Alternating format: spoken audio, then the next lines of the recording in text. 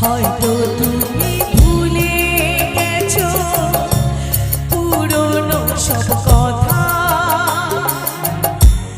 অনেক রকম আনন্দ আর ছোটখাটো ব্যথা।